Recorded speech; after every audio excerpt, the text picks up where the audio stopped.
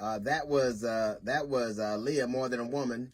So months after the insurrection on January 6th, they're still wrangling, and much wrangling about what actually occurred.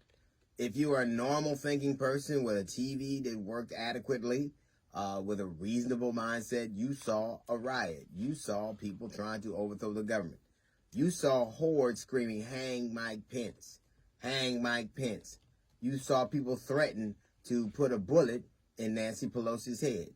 You saw members of the Congress being scurried away and hidden, and people basically trying to figure out. One congressman described it as trying to figure out what pen he was going to use to stab the people had they broke through the barriers.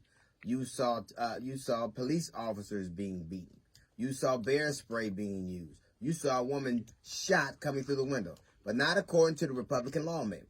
What you saw is people who were sightseeing, that are tourists, people that are being persecuted, and they weren't Trump supporters.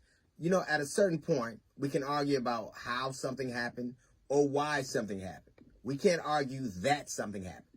And that seems to be the fare of the day. When people have a problem with what's going on, they deny its existence. Sandy Hook, oh, that didn't really happen. Those were actors. The school in Florida, all those are all actors.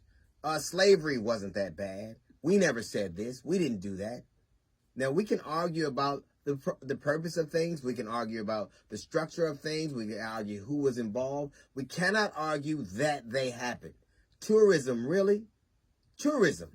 Now, do tourists often break into your place, to a place and threaten to kill the vice president? Do they defecate on the floor? Do they have 400 or 500 people of them arrested and charged with any number of crimes? They don't do that. This was an insurrection led by a man who was not fit to be president in the first place, and now people are doing what they've constantly done, rewriting history. Mike Pence is silent, but he wasn't silent that day. He was saying, "Get me out of here."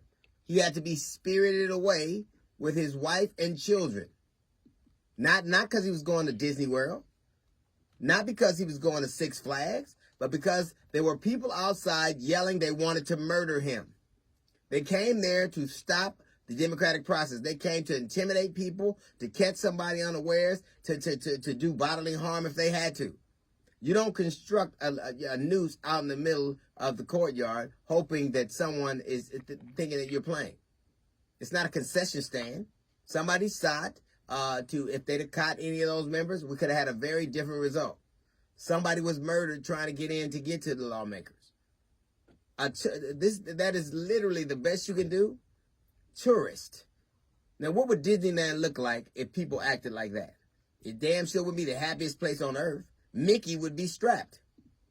It wouldn't be a small world. It'd be a violent one, which it is. Now, we can do any number of things. We can have disagreements about any number of situations. Why, who, what, when, but not that it happened. It happened. And you were responsible for it. And you know what? If it's going on now and still the very same diatribe that existed where a man was saying something was stolen from him, 80% of Republicans believe that Joe Biden isn't the lawfully elected president of the United States of America. And people are still continuing that through line. It wasn't tourism. It was the other kind of ism that people are so want to only speak about when it's brown people. It was the ism that only applies to someone else. It wasn't tourism. It was terrorism, plain and simple. That's a little note from the GED section. We got the Jazz Report coming up in 15 minutes. It's the D.L. Hughley Show.